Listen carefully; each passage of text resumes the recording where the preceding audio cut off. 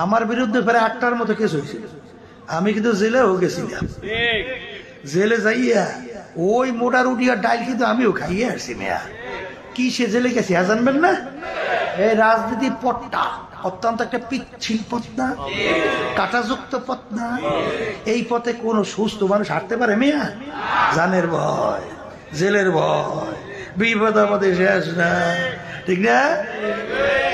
আমার আব্বাজান রহমাতুল্লাহি আলাইহি তার বিরুদ্ধে প্রায় কিন্তু 18টার মতো কেস হয়েছিল। আমি আপনাদের সামনে কথা বলতেছি, আমার বিরুদ্ধে প্রায় 8টার মতো কেস হয়েছিল। আমি কিন্তু জেলেও গেছিলাম। জেলে যাইয়া ওই মোটা রুটি আর ডাইল কিন্তু আমিও খাইয়ে আসছি। মেয়া কথা বলছেন? কি সে জেলে গেছি জানবেন না? বিএনপির সময় বিএনপির এক নেতা তার পকেট দিয়ে বলে আমি 5,000 টাকা চুরি করছি। কথা বাংলা বলছেন? আমি বলি বিএনপির এক নেতার পকেটে কয় হাজার টাকা নিছি? 5,000 টাকা চুরি করে নিছি, মানে চিন্তাই করে নিছি। তাই যেখানে ঘটনা দেখাইছে আমাদের বাড়ি থেকে প্রায় 1.5 কিলোমিটার দূর হইবে, আমি তখন বাড়িতে। তো ওখানে বলে এই নেতার পকেট দিয়ে বলে 5,000 টাকা নিছি। বাংলাদেশের আদালত, ম্যাজিস্ট্রেট কোর্ট এই গ্রাউন্ডের উপরে আমার 5 বছর সাজা দিচ্ছে। কয় বছর? এখন 5 বছর সাজা দেওয়ার পরে এখন কি খায় দেখুন তো। এই গেলাম তাড়াতাড়ি হাইকোর্ট। হাইকোর্টে যাওয়ার পরে জামিন দিস। জামিন দেওয়ার পরে ওরা আবার তখন সরকার ক্ষমতায়, সঙ্গে সঙ্গে আমাদের জামিন ক্যান্সেল করাইয়া এরপরে সুপ্রিম কোর্ট সিঙ্গেল বেঞ্চ দিয়া আবার 5 বছর সাজা বহাল রাখছে। কায়দা কি? এখন সুপ্রিম কোর্ট ফুল বেঞ্চ আর কায়দা আছে? আর এখন সুপ্রিম কোর্টের ফুল বেঞ্চে আমরা আপিল করতে হবে না? এখন আপিল তো করবো ঠিকই, কিন্তু যেই বিচারক ওই সুপ্রিম কোর্টের সিঙ্গেল বেঞ্চে বিচারক ছিল সেই প্রধান বিচারপতি হয়ে গেছে। এখন আপিল করলে আবার তার কাছেই আমাদের কেস, মানে যে রায় দিয়েছে আমাদের সাজা বহল, এখন তার কাছে আবার আপিল। এখন আমার মতো একটা ছেলে 5 বছর যদি জেলে কাটে তখন থাকে কি বলেন? গ্রাউন্ড কি? কোন দেশে বসবাস করে? কপাল পোড়া যারা নাকি সৃষ্টিকর্তার পরিচয় পাও না, একই সাজ থেকে একই রকমের পিঠা বের হয়, এক ডিজাইনের সাজ থেকে এক ডিজাইনের পিঠা বের হয়। বাজান আমার মায়ের পেট থেকে 10টা সন্তান বের হইল, মায়ের একটা কিন্তু সাজ, 10 রকমের সন্তান বের হইল। এই ডিজাইনার কে? এক রকমের সাজ থেকে 10 রকমের পিঠা বের হয় না এক রকমের। আমার মা পেট থেকে 10টা সন্তান বের হইল, এই সাজ কয়টা? হ্যাঁ, তাহলে একটা ভাইয়ের সঙ্গে আর একটা ভাইয়ের চেহারা পূর্ণ মিল না। এই বানাই না একজন কারিগর আছে না? জোরে বলো কারিগর কে? পরিচয় পাওয়া যায়? যায় যায়। আমার মালিক কত বড় কুদরতের মালিক। দুনিয়া সৃষ্টির পর থেকে যত মানুষ দুনিয়াতে আসছিল, আছে, আসবে, একটা মানুষের গলার আওয়াজের সঙ্গে আর একটা মানুষের গলার আওয়াজের পূর্ণ কোনো মিল না। এই বানাই না একজন কারিগর আছে না? আপনি আপনি হয় সব না, বান্দর থেকেই তো হইছে। হ্যাঁ, এই বানাই না কারিগর কে? জোরে বলো। পরিচয় পাওয়া যায়? যায় না? যায় না।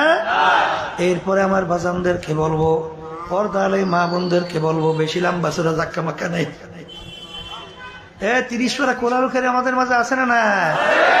আল্লাহর হাবিবের 32 মুজিজার মধ্যে সবচেয়ে বড় মুজিজা হলো কোরআনুল কারীম।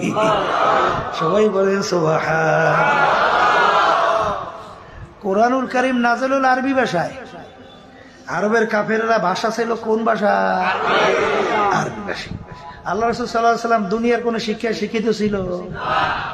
উম্মি না। আল্লাহ রাসূল কোন দস্তখত করতে জানতো? সাইনও করতে জানতো না। আল্লাহ সাইন করার সুযোগও দেয় নাই। দুনিয়ার কোন শিক্ষায় শিক্ষিত আল্লাহ রাসূলকে আল্লাহ হওয়ার সুযোগ দেয় নাই। কেন দেয় না তা জানে? হয়তো ভাই নাস্তিকের দলের বলার সুযোগ পেত যে লোকটা খুব মেধাবী ছিল, খুব ব্রেনে ছিল, খুব উঁচু ভাবের শিক্ষিত ছিল, পণ্ডিত মানুষ ছিল, কোরআনুল কারীম নিজে লেই খেলইছে, এই কথা বলার যেন সুযোগ না পায়। এই জন্য আমার মালিক তাকে দুনিয়ার কোন শিক্ষায় শিক্ষিত হওয়ার সুযোগ দেয় না। আর আল্লাহর হাবিব প্রমাণ কিভাবে রাখতেন? আল্লাহর হাবিবের আঙ্গুল মোবারকের মধ্যে একটা আংটি মোবারক দিয়ে সিল মারত। এক ডক্টর চরমনাইতে আসছে, ওই আল্লাহর হাবিবের পক্ষ থেকে যে চিঠি পাঠাইছে, ওই যে সিল মারা আংটি, ওই চিঠি আংটি সহ সিল মারা আমার জন্য হাদিয়া হিসেবে কাজ দিয়ে বান্দাইয়ে নিয়ে আসছে। তখন আমি তাকাইয়া দেখলাম আল্লাহর হাবিবের আংটি মোবারক সিলটা কেমন। কি আল্লাহ রাসূল সাল্লাল্লাহু আলাইহি ওয়াসাল্লাম দুনিয়ার দিক থেকে উম্মি না? আস্তে কর। তার উপরে 30 পারা কুরআনুল কারীম নাযিল হইল। সবাই বলি সুবহান। এ শিক্ষিত আমার বাবারা, বড় লোক আমার বাবারা, হে ধনী আমার বাবারা, হে পণ্ডিত আমার বাবারা, কুরআনুল কারীম প্রথমে শুরুতেই আমার মালিক চ্যালেঞ্জ হিসেবে বললেন যালিকাল কিতাব লা রাইবা ফীহি। এই যে কিতাব দেখো, এর ভিতরে ভুল সন্দেহ বলতে কিছু নাই। এই তাম দুনিয়ার ইতিহাস আজ পর্যন্ত কোন লেখক, কোন বৈজ্ঞানিক, কোন দার্শনিক, কোন পণ্ডিত আজ পর্যন্ত কেউ বলতে পারছে আমার লেখায় কোনো ভুল নাই? আপনারা জানা থাকলে বলেন আমাদের জানা নাই। পারছে? কোন দার্শনিক বলতে পারছে আমার দর্শনের কোনো ভুল নাই? কোন বৈজ্ঞানিক বলতে পারছে আমার যে আবিষ্কারে কোনো ভুল নাই? একমাত্র দুনিয়ার মধ্যে একটাই কিতাব যার শুরুতে লেখা আছে যালিকাল কিতাব লা রাইবা ফীহি। এই যে কিতাব দেখে এর ভিতরে কোনো ভুল সন্দেহ বলতে কিছু নাই। সবাই বলি সুবহান। এই কোরআনুল কারীম এখন আমাদের মাঝে আছে না নাই? এ কবরের যাত্রীরা, দুনিয়া কিন্তু থাকার জায়গা না, কেউ থাকতে পারে না, কেউ কোনোদিন থাকতেও পারবে না। বড় লোকের দুনিয়াও নাই, রাস্তার ফকিরের দুনিয়াও নাই। জোরে বলো আছে? যদি নাই থাকে বাজান, দুনিয়া ক্ষণস্থায়ী, দেখতে না দেখতে শেষ হয়ে যায়। আর দুনিয়া দারুল মেহনে ওয়াল বালা, দুনিয়া হলো বালা মুসিবতের জায়গা, কষ্ট ক্লেশের জায়গা, বিপদ আপদের জায়গা। ভুল বলছি না ঠিক বলছি? হ্যাঁ। আর বাজান আখিরাতের জিন্দেগি শুরু হবে আর কোনদিন শেষ নাই। আর দুনিয়া মাজরাতুল আখিরাহ, এই দুনিয়াটা হলো আখিরাতের সম্বল সম্পদ কামাই করার জায়গা। যারাই কোরআনুল কারীম নিয়ে রিসার্চ করলো তারাই কিন্তু কালিমা পড়ে মুসলমান হয়ে গেল। কথা ঠিক না বেঠিক? বাজান ওই কয়েক বছর পূর্বে না কিছুদিন আগে ওই কানাডার এক বড় প্রফেসর, টরন্টো রাজধানী ইউনিভার্সিটির প্রফেসর, বুঝেন নাই, বাইবেলের উপরে পাণ্ডিত্য অর্জন করছে। খ্রিস্টান ধর্মযাজক, গণিত এবং বাজান যুক্তি শাস্ত্রের উপরে তিনি পাণ্ডিত্য অর্জন করছে। আহমদ দিদারের সঙ্গে কোরআনুল কারীম নিয়া, বাইবেল নিয়া যখন তাদের ডিবেট হয়, এক পর্যায়ে যখন কেরিমিরল কোরআনুল কারীম নিয়ে রিসার্চ করা শুরু করলো, যখন দেখে কোরআনুল কারীমের শুরুতেই চ্যালেঞ্জ দেওয়া আছে যালিকাল কিতাব লা রাইবা ফীহি, পড়ার সঙ্গে সঙ্গে তার শরীরের ভিতরে কম্পন শুরু হয়ে গেল। এখন আগে কোন আজব কথা! দুনিয়া সৃষ্টির ইতিহাসে এরকম ঘটনা তো আর দ্বিতীয় নাই যে আজ পর্যন্ত কোন লেখক, কোন আবিষ্কারক চ্যালেঞ্জ করতে পারছে যে আমার এই লেখায় কোনো ভুল নাই, আবিষ্কারে কোনো ভুল নাই। এ কেমন কথা! তার শরীরের ভিতরে থর কম্পন শুরু হয়ে গেল।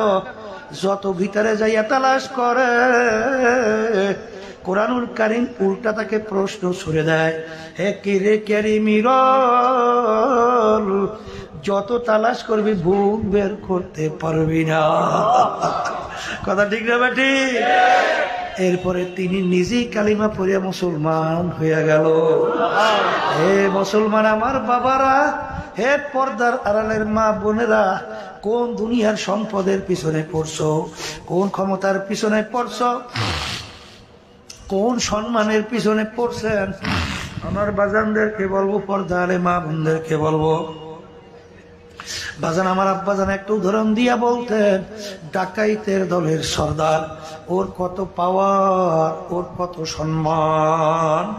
বাজান ওর দলীয় লোক কোনো অপরাধ করলে অনেক সময় গুলি কইরাও মাইরে ফেলায়। কথা ঠিক কিনা? এই ডাকাইতের দলের সর্দার, এই লোকেরা, ডাকাইতের দলের লোকেরা সা সা সা, ঠিক না? ওর মাতুকবাড়ি সর্দারি কতক্ষণ? পুলিশের হাতে অ্যারেস্ট হওয়ার আগ পর্যন্ত, ঠিক না?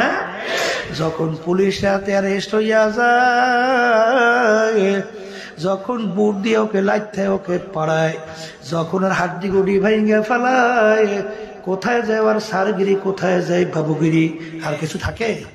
আজকে চক্ষু খোলা দুনিয়ায় কেউ পরিচয় দেয়, আমি অমুক তমুক সমুক, আমি এমপি, আমি আর এখন আমি আছি। এখন জুলুমের পর জুলুম, মানুষের আর মানুষ মনে করে এমপি, ঠিক না বেটি? হ্যাঁ, এই কথা বলতে চাইছিলাম বাজানদেরকে। এখন ধরাকে সরা জ্ঞান মনে করে না, যেরকম ইচ্ছা সেরকম চলে না। এই মাতুকবাড়ি সর্দারি, টাকার গরম, ক্ষমতার গরম, বংশের গরম, শিক্ষার গরম কয়দিন? আজরাইল আলাইহিস সালাতু ওয়াস সালামের হাতে অ্যারেস্ট হওয়ার আগ পর্যন্ত। কথা ঠিক না বেটি? যখন আজরাইল সালাতু ওয়াস সালাম হাতে অ্যারেস্ট হইয়া যাবে, এখন দুনিয়ার দিকে তাকাইয়া দেখো, হাকিকত সে তো দুনিয়া বে খবর হয়, দুনিয়া কি নুমাইশ পর নজর হয়। এ দুনিয়ার পাগল, তাম দুনিয়ার মোট 4 জন রাজত্ব করছিল, এর ভিতরে 2 জন মুসলমান, 2 জন অন্য জাতি। 2 জন মুসলমানের ভিতরে একজন বাদশা, সেকান্দার বা ইস্কান্দার বাদশা, তিনি তাম দুনিয়ার বাদশাহী করছিল। তিনি ইন্তেকালের আগে ওসিয়াত করলো, আমার মৌতের পরে আমাকে গোসল করাইয়া, কাপড় পরাইয়া, হাত ধরে একটু বাহিরে রেখে খাটে উঠাইয়া, শহরটাকে ঘুরাইয়া তারপর দাফন কইর। তিনি দুনিয়া থেকে বিদায় হয়ে গেল, গোসল করাইয়া, কাপড় পরাইয়া, খাটের ভিতরে উঠাইয়া, হাত ধরে বাহিরে রেখে শহর ঘুরায়। তাহারে যারা বোঝে না তারা বলে, দেখছ আজীবন বাদশা আমাদের থেকে খাজনা এবং ট্যাক্স নিল, এখন মরার পরেও কেমন হাত পাইতে আছে, মনে হয় খাজনা এবং ট্যাক্স চায়। বিজ্ঞ আলেমরা বলে, বোকারা তোরা তো বোঝো নাই, বাদশা সিকান্দার ইন্তেকালের আগে ওসিয়াত করছিল, মৌতের পরে গোসল করে কাপড় পরাইয়া, হাত বাইরে রেখে ঘুরাইয়া দাফন করার জন্যে। তিনি তামাম দুনিয়ার মানুষকে বোঝাতে চায়, ও তামাম দুনিয়ার মানুষেরা, আমি বাদশা সিকান্দারের মতো এত বড় বাদশা মনে দ্বিতীয় আর কেউ হইতে পারবি না।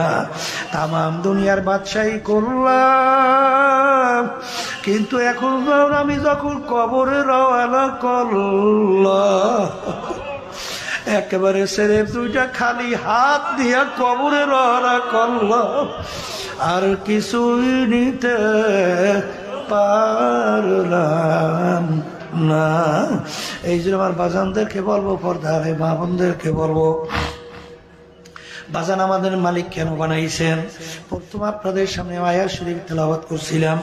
আল্লাহ বলেন, ওয়ামা খলাকতুল জিন্না ওয়াল ইনসা ইল্লা লিয়াবুদুন, মানুষ এবং জিন এই 2টা জাতিকে আমি কেন সৃষ্টি করলাম?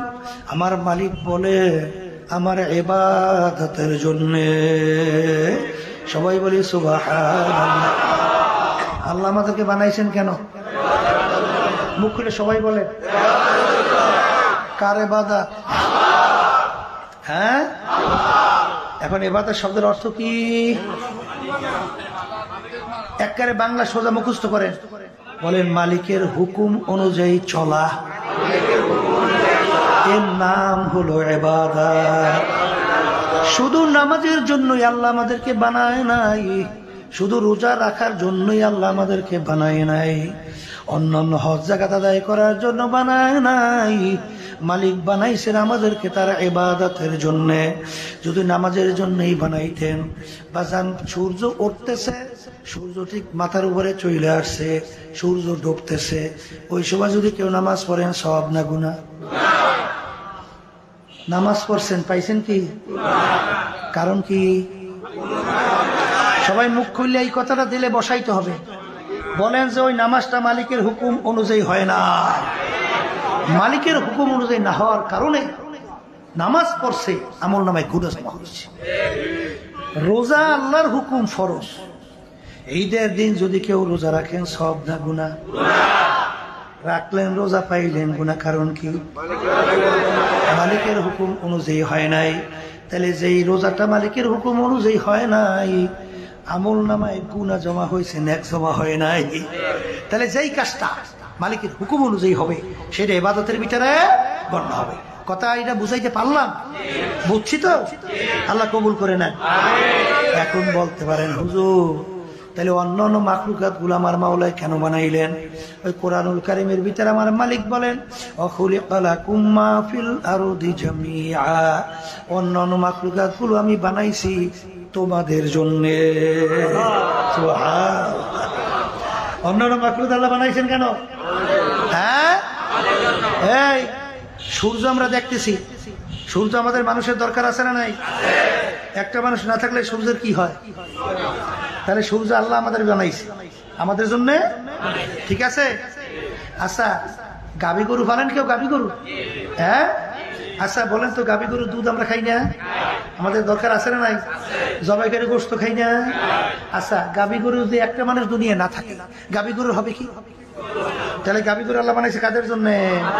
খালি গরু লাগে না? লাগে না? গাছ আমাদের দরকার আছে না নাই? মানুষ একটা দুনিয়া না থাকলে গাছের কি হয়? তাহলে সব বানাইছে মালিক আমাদের জন্য। আর আমাদেরকে বানাইলেন মালিক কেন? বলেন তার ইবাদতের জন্য। আর ইবাদত শব্দের অর্থ মালিকের হুকুম অনুযায়ী চলা। কথা ঠিক না ভাই? ঠিক। আমার মালিকের হুকুম প্রতিটা মানুষের ব্যক্তিগত জীবনে আছে না নাই? কথা কয় না? সামাজিক জীবনে আছে না নাই? পারিবারিক জীবনে আছে না নাই? ব্যবসা ক্ষেত্রে আছে না নাই? খরচের ক্ষেত্রে আছে না নাই? এই রাজনৈতিক ক্ষেত্রে ওখানেও আছে। এই জায়গায় যে সমস্যা, ঠিক না? একদল কিন্তু আমাদের মতো আল্লাহ আল্লাহ আল্লাহ আলেম, তারা বলে আমরা রাজনীতি করি না, আছে না? হ্যাঁ, তবে মানব রচিত কুফরি তন্ত্রমন্ত্র এটা করি না, ঠিক আছে, ঠিক আছে। কিন্তু যদি বলে আমি রাজনীতি করি না, তা আল্লাহ রাসূল সাল্লাল্লাহু আলাইহি ওয়াসাল্লাম রাষ্ট্রপ্রধান ছিলেন না? সাহাবায়ে কেরাম ছিলেন না? তারা রাজনীতি করে না? রাষ্ট্রনীতি, রাজনীতি মানে কি? রাষ্ট্রনীতি, রাষ্ট্র পরিচালনা করে নাই?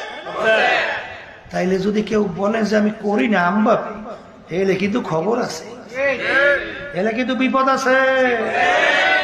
মালিক কিন্তু তোমার আমার নামাজের মুখাপেক্ষী না। ওই তাহাজ্জুদে নামাজ পড়তে পড়তে কপালে দাগ করছে, এই মুখাপেক্ষী না। 10 বার 20 বার হজ করছেন, এই মুখাপেক্ষী কিন্তু আল্লাহ না। আপনার আমার নামাজ দিয়ে আল্লাহ করবে কি? আল্লাহ নামাজের খুব দরকার, রোজার খুব দরকার, হ্যাঁ? তাহলে আমরা নামাজ পড়ি কেন? বলেন হুকুম পালন করি। রোজা রাখি কেন? বলেন আমার মালিক বলেন আকিমুস সালাহ, তোমরা নামাজ প্রতিষ্ঠা করো। সেই মালিক ওই কোরআনুল কারীমের ভিতরে তো বলেন আকিমুদ্দিন, তোমরা দিনকে প্রতিষ্ঠা করো। খবরদার, খবরদার, দরবেশি টরবেশি কিন্তু আল্লাহর দরবারে কোনো মূল্য নাই। এই জন্য এক কবি বলছিলেন, বুজুর্গি কি নেহি হামকো জরুরত হে গোলাম আপনা বানালে আয় খোদায়া। এ আমার মালিক ওই বুজুর্গ টুজুর্গ হইতে চাইনি, দয়াময় করে তুমি তোমার গোলাম হিসেবে আমারে কবুল করো, ঠিক না? এই জন্য আমার বাচ্চাদেরকে বলবো, সর্বক্ষেত্রে আমার মালিকের হুকুম নাই? এই রাজনীতির পথটা অত্যন্ত একটা পিচ্ছিল পথ না, কাঁটাযুক্ত পথ না। এই পথে কোন সুস্থ মানুষ হাঁটতে পারে মিয়া? জানের ভয়, জেলের ভয়, বিপদ আমাদের শেষ না, ঠিক না? পীর মুরিদি তো বড় মজারই জিনিস। পীর মুরিদি সম্মান তার কম না, হাদিয়া তোফা কম না। আবার সব এমপিরা মন্ত্রীরা এসিয়া হুজুরের সামনে মাথারে নোয়াই দেবে, হুজুর একটু দোয়া করিয়া দেন। কথা দেখে এমপি সাহেব আমার সম্মান করবে, মন্ত্রী সাহেব সম্মান করবে। আর যখন এই পথে হাঁটবে দরিয়া কি ইয়া সুযোগ হইলে মারিয়ে ফেলাইতেছে। কেসের অভাব নাই, ছেলেও যাওয়া লাগতে পারে। আমার আব্বাজান রহমাতুল্লাহ আলাইহি তার বিরুদ্ধে প্রায় কিন্তু 18টার মতো কেস হয়েছিল। আমি আপনাদের সামনে কথা বলতেছি, আমার বিরুদ্ধে প্রায় 8টার মতো কেস হয়েছিল। আমি কিন্তু জেলেও গেছিলাম। জেলে যাইয়া ওই মোটা রুটি আর ডাইল কিন্তু আমিও খাইয়ে আসছি মেয়া। কথা বলছেন? কি সে জেলে গেছি জানবেন না? বিএনপির সময় বিএনপির এক নেতা তার পকেট দিয়ে বলে আমি 5,000 টাকা চুরি করছি। কথা বাংলা বলছেন? আমি বলি বিএনপির এক নেতার পকেটে কয় হাজার টাকা নিছি? 5,000 টাকা চুরি করে নিছি, মানে চিন্তাই করে নিছি। তাই যেখানে ঘটনা দেখাইছি আমাদের বাড়ি থেকে প্রায় 1.5 কিলোমিটার দূর হইবে। আমি তখন বাড়িতে, তো ওখানে বলে এই নেতার পকেট দিয়ে বলে 5,000 টাকা নিছি। বাংলাদেশের আদালত, ম্যাজিস্ট্রেট কোর্ট এই গ্রাউন্ডের উপরে আমার 5 বছর সাজা দিয়েছে। কয় বছর? এখন 5 বছর সাজা দেওয়ার পরে এখন কি কায়দা কোন তো? এই গেলাম তাড়াতাড়ি হাইকোর্ট।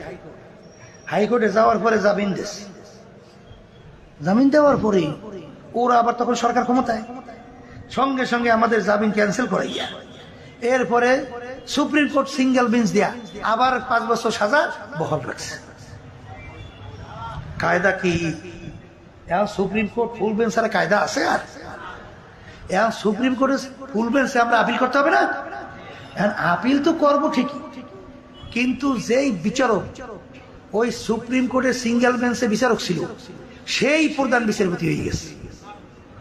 এখন আপিল করলে আবার তার কাছেই আমাদের কেস, মানে যে রায় দিয়েছে আমাদের সাজা বহল, এখন তার কাছে আবার আপিল।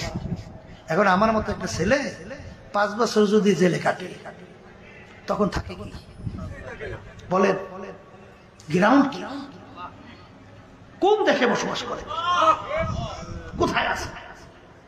কি করতেছে? হ্যাঁ, আল্লাহর খাস মেহেরবানি সুপ্রিম কোর্ট ফুল বেঞ্চ থেকে আল্লাহর রহমতে আল্লাহ কেস খালাস করে দিচ্ছে। আল্লাহ বাঁচাই। এ বিপদের কথা না মেয়া, আসতে কয় বিপদের রাস্তা না। হ্যাঁ, পীর মুরিদ হইলে শান্তির অভাব আছে? এই একটু বুজুর্গ হইলে কত কায়দা, কত শান্তি, কত আইসে দোয়া টোয়া নেয়, কত কায়দা। আরে নামলে ফিরানের চোটে অনেক সময় পিঠ লাল। এই জন্য আর বাজানদের বলবো, শোনে পিচ্ছিল পথ। ইসলামী আন্দোলন বাংলাদেশ 1987 সালে প্রতিষ্ঠিত হয়েছে, কিন্তু আজ পর্যন্ত আমাদের মার্কা হাত পাখা। আল্লাহ দেশে আসলে যখন অশান্তির আগুন দাউ দাউ করে চলে লাগে তখন হাত পাকার বাতাসে সব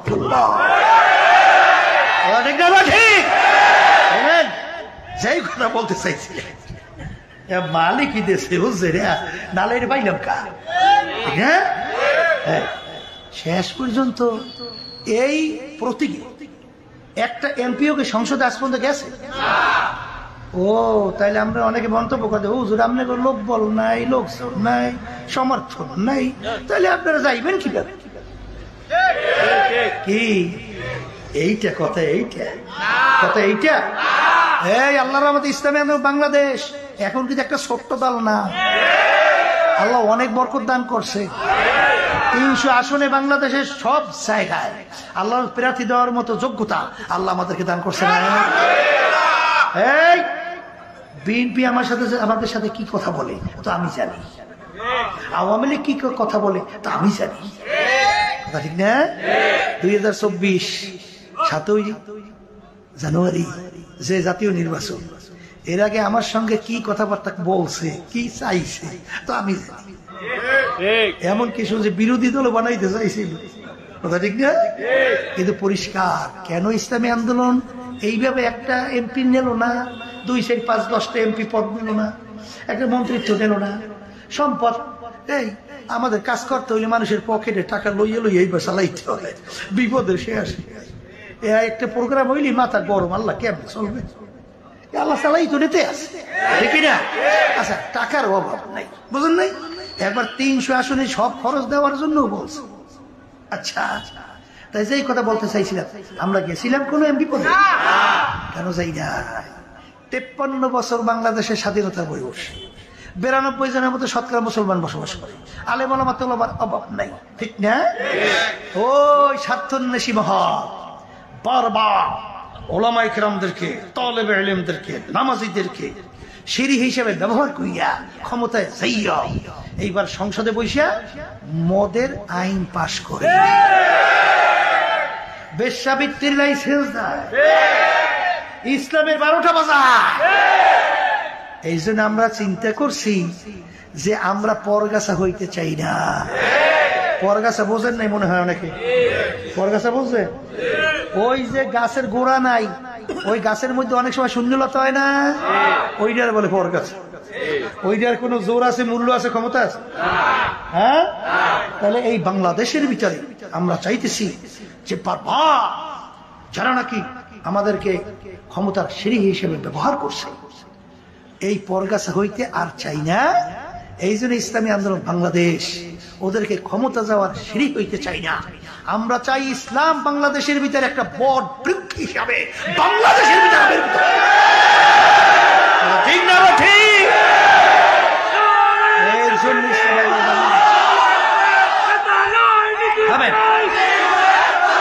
এই জন্য শোনেন, এই জন্য ইসলামী আন্দোলন বাংলাদেশ এই ক্ষমতার মস্তদে আল্লাহর রহমতে আপনাদের দোয়ায় বসে নাই। সুযোগ কিন্তু অভাব নাই। যারা নাকি ওই ক্ষমতার ওই মস্তদে বইয়া চেয়ারে বইয়া টুনটুন করছে, ওদের সে মোড়েও কিন্তু সুযোগ আমাদের কম ছিল, ঠিক না? ও আমরা তো জানি, আমরা যেহেতু কেন্দ্রীয় রাজনীতি করি, কে কোন দিকে কিসের জন্য কিভাবে দৌড়ায় ও আল্লাহর রহমতে আমাদের ভালো জানা আছে, ও ভালো জানা আছে। নিছক একটু এমপি, ঠিক না?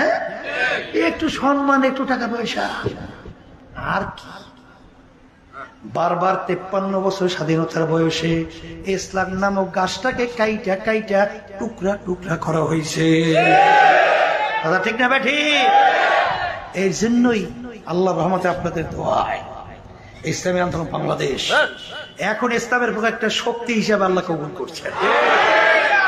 এখন নাস্তিকরা যখন ইসলাম নিয়ে, মুসলমানদেরকে নিয়ে যখন ষড়যন্ত্র করে, যখন ইসলামী আন্দোলন বাংলাদেশ তার সহযোগী সংগঠন ওদের বিরুদ্ধে যখন রাজপথে আওয়াজ তুলে, ওদের ভয়তে কলিজা থর থর করে কাঁপতে পারে আল্লাহর হজরে। আবার ঠিক কিনা? রাগ করছেন কেউ? শুনবেন? হ্যাঁ, রাগ করলে মাপ চাই। যেই কথা বলতে চাইছিলাম, কেউ ভুল বুঝছেন না। তাহলে রাজনীতি ব্যাপারে মালিকের হুকুম, আন্তর্জাতিক ব্যাপারে আছে না নাই? আল্লাহ হাবিব বলেন, জাসাদেন ওয়াহিদ, তাম দুনিয়ার সমস্ত মুসলমান একটা শরীরের মতো। ফিলিস্তিনে আজকে আমার মুসলমান বাবাদেরকে, মাদেরকে, বাচ্চাদেরকে যেরকম নির্মম ভাবে মারা হইতেছে, এইটা দেখে সহ্য করা যায় না। এই ব্যথায় তোমার আমার ভিতরেও ব্যথা লাগা ইমানের একটা অংশ, কথা ঠিক না বেঠি? এই ব্যথায় তোমার আমার ভিতরে ব্যথা লাগা। তাহলে আমাদেরকে মালিক বানাইছেন তার ইবাদতের জন্য, কথা ঠিক না বেঠি? এ মুসলমান আমার বাবারা, পর্দালে মা বোনেরা, दिन के सूरज डूब रही है हम लोगों के सामने, रोजे महशर क्या जवाब है मुस्तफा की सामने। ए आलेमरा है, पीररा है, मुफ्तीरा, হে নামাজিরা, মুসলমান আমার বাবারা, তোমার আমার সামনে আজকে দিন পরাজিত, মানব রচিত তন্ত্র মন্ত্র আজকে বিজয়। আর আজকে নীতি আদর্শ ইসলামের দিন আজকে তোমার আমার সামনে পরাজিত। আল্লাহর হাবিবের সামনে কিয়ামতের ময়দানে কি জবাব দেবা চিন্তা ভাবনা করে কবরে পা বাড়াইও। জোরে বলেন কথা ঠিক কিনা? এই জন্য আমার বাজানদেরকে বলবো, সব সময় ঘটে মনে রাখো, যখন কথা আসছে বইলে ফালাই, ইব্রাহিম আলাইহিস সালামকে নমরুদ যখন আগুনে ফালাইলো, একটা ব্যাঙ বারবার পানির ভিতরে লাফ দেয়, পানি ঢোক গেলে ওইটা বারবার আগুনের দিকে প্রস্রাব করে। ব্যাঙের পানির পরিমাণ অল্প, এতটুক পানি আগুনের কাছেও যায় না, আর এতটুক পানি দ্বারা এত বিশাল প্রকৃতির আগে নেবেও না। আবার পানি শেষ, আবার ব্যাঙ পানির ভিতরে লাফ দেয়, আবার পানি ঢোক গেলে ওইটা আবার আগুনে প্রস্রাব করে।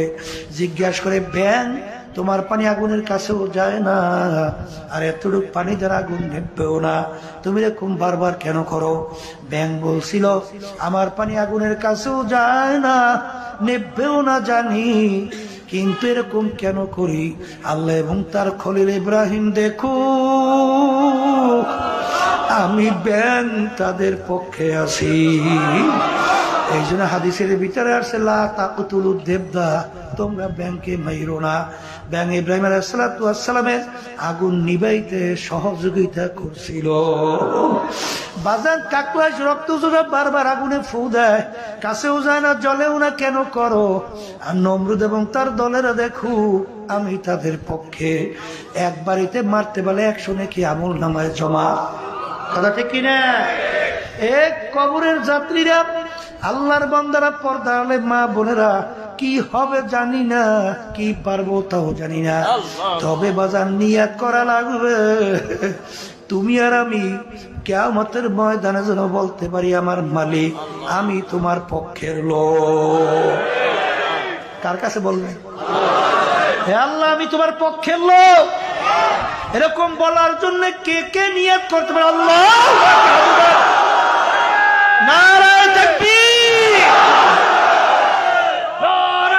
আল্লাহ কবুল করেন।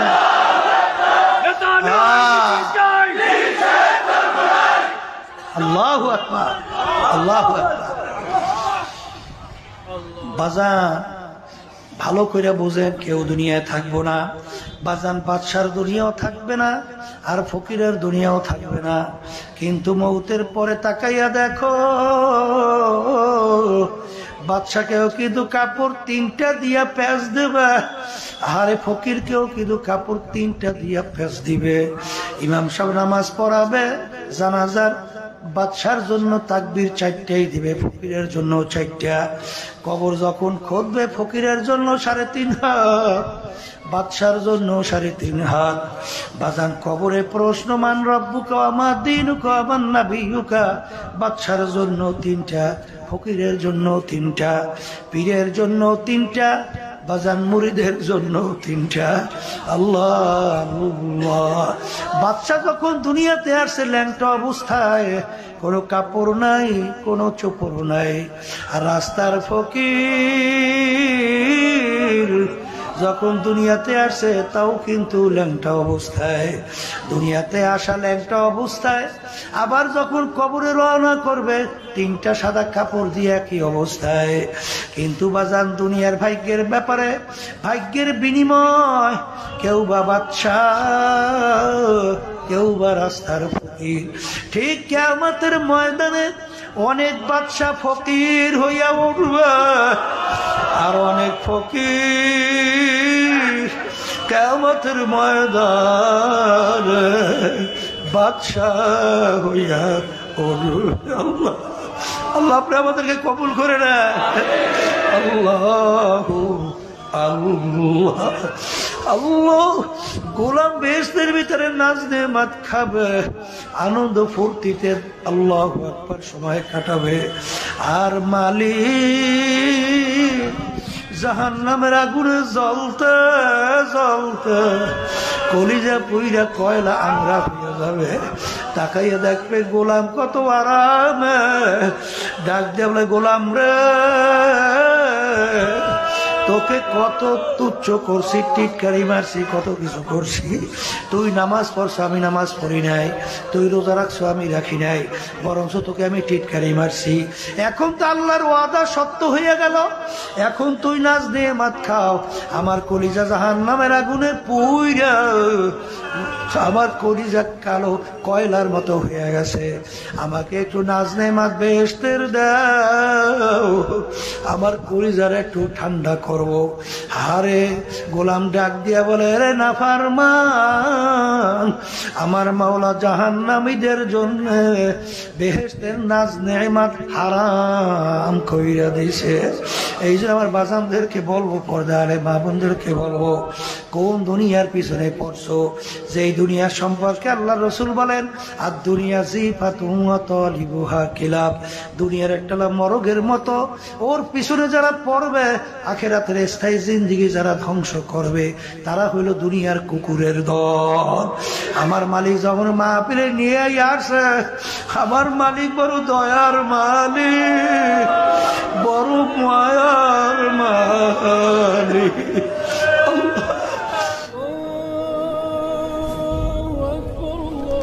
নিউ উজানি টিভি, সুস্থ সাংস্কৃতিক প্রত্যাশায় আপনাদের সেবায় নিয়োজিত।